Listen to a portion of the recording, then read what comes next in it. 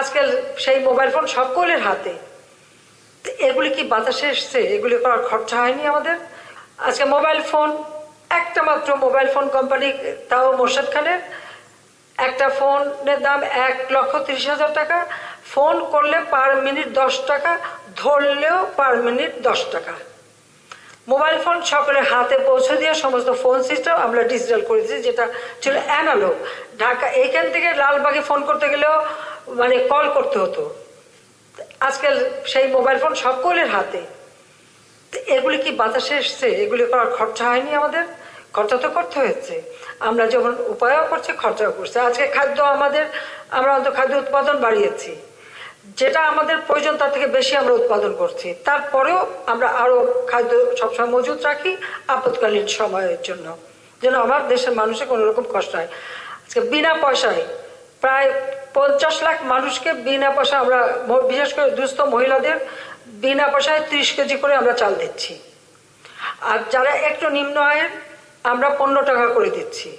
তারপরে যারা একটু নিম্ন মধ্য, যারা একেবারে বেশি চায়, তাদের জন্য 1 কোটি লোককে আমরা কার্ড করে দিয়েছি, বিশেষ কার্ড। সেই কার্ডের মাধ্যমে তারা অল্প মূল্যে, বেশি দাম দিয়ে সব জিনিস কিনে নিয়ে এসে কম দামে তাদেরকে দিচ্ছি, যেন কোনো মানুষ খাদ্যে কষ্ট না পায়। 4-5টা আইটেম আমরা এই টিসিবির কার্ড, তার মাধ্যমে চাল, ডাল, তেল, চিনি, এগুলি আমরা মানে সাবসিডাইজ রেটে আমরা তাদের সবাইকে দিচ্ছি। 1 কোটি মানুষ এটা পাচ্ছে।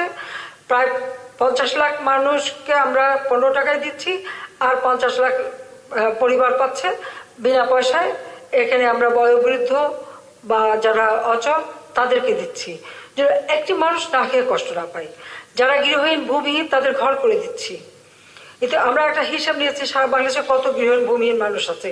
কারণ জাতির পিতা এই কর্মসূচিটা হাতে নিয়েছিলেন, যে কুচ্ছগ্রাম করে ভূমিহীনদের ঘর, বিনা পয়সা ঘর করে দেওয়া। আজকে আমরা প্রায় 35 লক্ষ মানুষকে ঘর করে দিয়েছি। আমাদের হাতে এখন খুব কম লোক আছে, সেখানেও ঘর তৈরি হচ্ছে। আগামীতে আরও কিছু ঘর আমরা দেব, যাতে এই দেশে একটি মানুষও ঠিকানাবিহীন থাকবে না। যারা রাস্তার পাশে পড়ে থাকতো, যারা কোনো রেল স্টেশনের কোণে পড়ে থাকতো, যাদের কোনো ঠিকানা ছিল না, যাদের কোনো আশা ভরসা ছিল না, আর এমনকি যাদের ঘর নেই, বাইরে হয়তো কোনো একটা কাজ করে খাচ্ছে, এই ধরনের যত মানুষ পাচ্ছি খুঁজে খুঁজে তাদেরকে বের করে আমরা বিনা পয়সা ঘর দিচ্ছি। সরকারিভাবে দেওয়ার সাথে সাথে আমি আমার দলের নেতা কর্মীদের কোন এলাকায় কোন মানুষ হয়তো সেখানে ছিল না, সে তালিকা আসেনি, অন্য কোনো জায়গায় কাজ করতে গেছে, তাদেরকে খুঁজে খুঁজে বের করে আবার নিয়ে যাচাই বাছাই করে বাকি যারা থাকছে তাদেরকে আমরা দিচ্ছি। কিছুদিন আগে একটা বন্যা হয়ে গেল, কিছু নদী ভাঙা নতুন কিছু মানুষ আবার ভূমিহীন, আমরা তাদেরকে আবার ঘর করে দেব।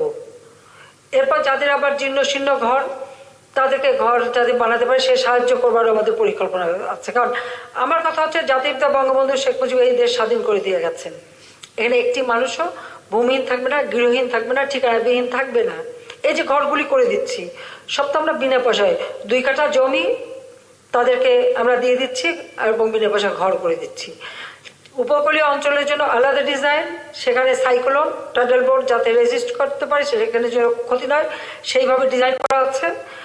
বন্যা দুর্গত এলাকার জন্য ওরকম মজবুত ঘর, সাধারণভাবে অন্যভাবে ঘর, আর কিছু আছে ব্যারাক হাউস।